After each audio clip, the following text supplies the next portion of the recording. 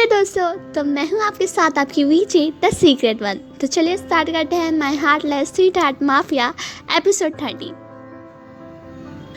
उस लड़की को देखकर आराध्या हैरान हो जाती है और जैसे ही वो लड़की पीछे मुड़ती है वो विराज को देखकर खुश हो जाती है। और वो जैसे ही उसकी नज़र आराध्या पे जाती है उसके चेहरे पर गुस्सा आने लग जाता है।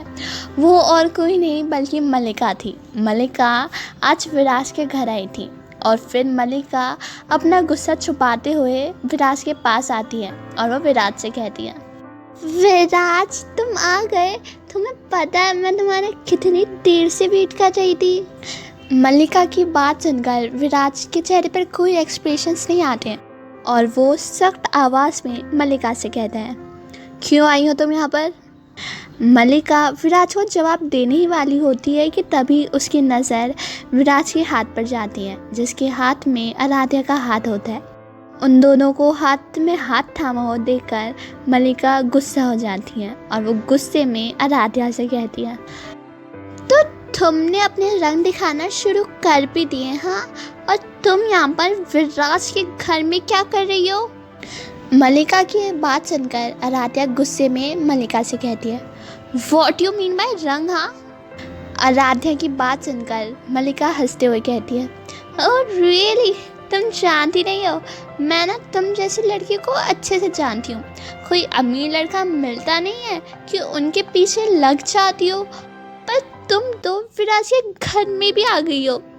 मल्लिका की बात सुनकर आराध्या को गुस्सा आ जाता है और वो गुस्से में मल्लिका को कुछ कहने वाली होती है कि तभी विराज गुस्से में मल्लिका से कहता है, मल्लिका तमीज़ से बात करो। आराध्या मेरी गर्लफ्रेंड है और वो मेरी होने वाली वाइफ भी है।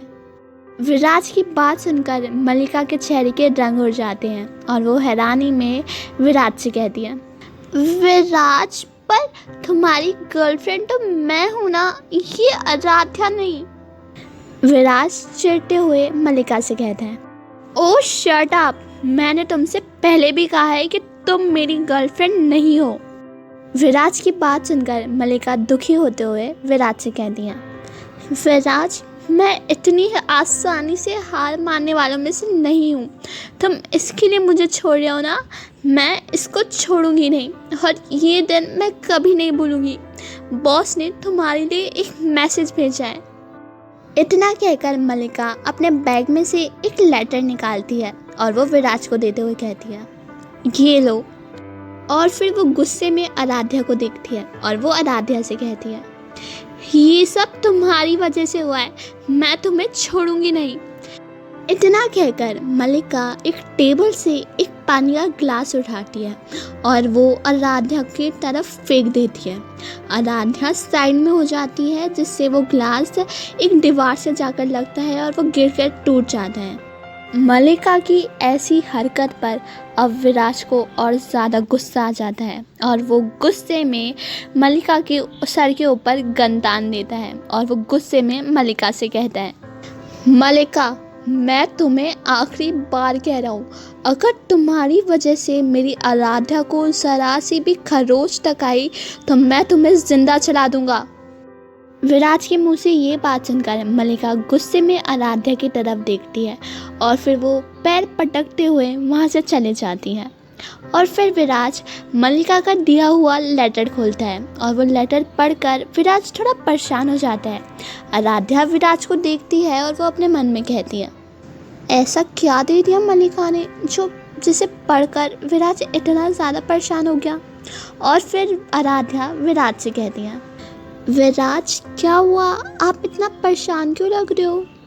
आराध्या की आवाज़ सुनकर विराज वो लेटर बंद करता है और वो आराध्या से कहता है, नहीं आराध्या कुछ नहीं, बस वो थोड़ा काम का है इसलिए परेशान लग रहा हूँ, तुम अपने कमरे में जाकर रेस्ट करो।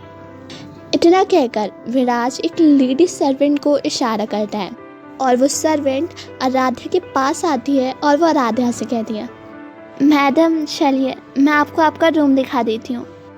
उन सर्वेंट का नाम अर्चना था। उनकी उम्र 40 साल होगी और आराध्या उनके साथ पीछे पीछे चल देती है। अर्चना जी आराध्या को एक लॉबी में से होते हुए एक रूम में ले जाती हैं और रूम के बाहर आकर वो आराध्या से कहती हैं, मैम, ये आपका रूम है और विराट सर का रूम भी आपके रूम के पास में ही है। आराध्या को थोड़ा अजीब लग रहा था क्योंकि अर्चना जी आराध्या से काफ़ी बड़ी थी और वो आराध्या को मैम करके बोल रही थी। इसलिए आराध्या अर्चना जी से कहती हैं, देखिए, आप मुझे मैम मत बुलाइए, आप मुझसे बहुत बड़ी हैं, मुझे अच्छा नहीं लग रहा, आप मुझे आराध्या करके बुला सकती हैं। आराध्या की बात सुनकर अर्चना जी आराध्या से कहती हैं, ठीक है आराध्या, वैसे आराध्या मुझे तुमसे कुछ कहना है। आराध्या हंसते हुए अर्चना जी से कहती हैं, हाँ बोलिए ना। अर्चना जी, आराध्या, मैं विराज बाबा को जब से वो 17 साल के हैं उन्हें तब से जानती हूँ। जब बच्चे की उम्र खेल कूदने की होती है तब से उन्होंने क्या क्या झेला है मैं बता तक नहीं सकती। तुम जानती हो उनका बचपन कैसे बीता है। मैं बस इतना कहना चाहूँगी कि तुम मुझे अच्छी लड़की लगी हो और विराज बाबा पहली बार किसी लड़की को अपने घर लेकर आए हैं, तो प्लीज़ तुम उन्हें खुश रखना। अर्चना जी की बात सुनकर आराध्या अपना सर धीरे से हाँ में हिलाती है। अर्चना जी एक मुस्कान देती हैं और वो वहाँ से चली जाती हैं और फिर आराध्या भी उस रूम में चली जाती हैं। आराध्या जैसे ही उस रूम में जाती है वो उस रूम को देखती ही रह जाती है, पर रूम के बीचों बीच एक बड़ा सा राउंड शेप का बेड था। उसकी इंटीरियर भी इतनी ज़्यादा सुंदर थी। वहाँ पर कई तरह की लाइटें थी, कई तरह के लैम्प थे और वहाँ पर एक टीवी भी थी। वो रूम बिल्कुल किसी 5 स्टार होटल के रूम से कम नहीं लग रहा था। आराध्या उस रूम को देखकर अपने मन में कहती है, वाओ, ये रूम भी कितना ज़्यादा सुंदर है, वाओ।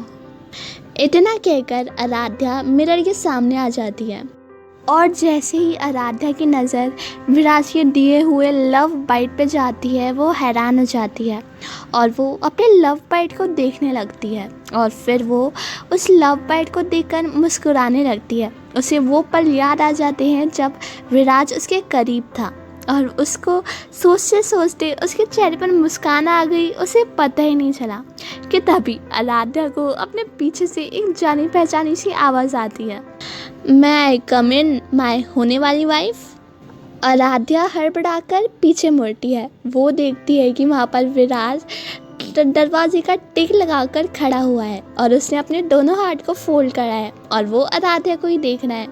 आराध्या हड़बड़ाते हुए विराज से कहती है, हाँ, आपका ही तो घर है, आप क्यों पूछ रहे ऐसा। क्या होगा आगे जानने के लिए सुनते रहिए my heartless sweet heart mafia. तो मिलते हैं नेक्स्ट एपिसोड में।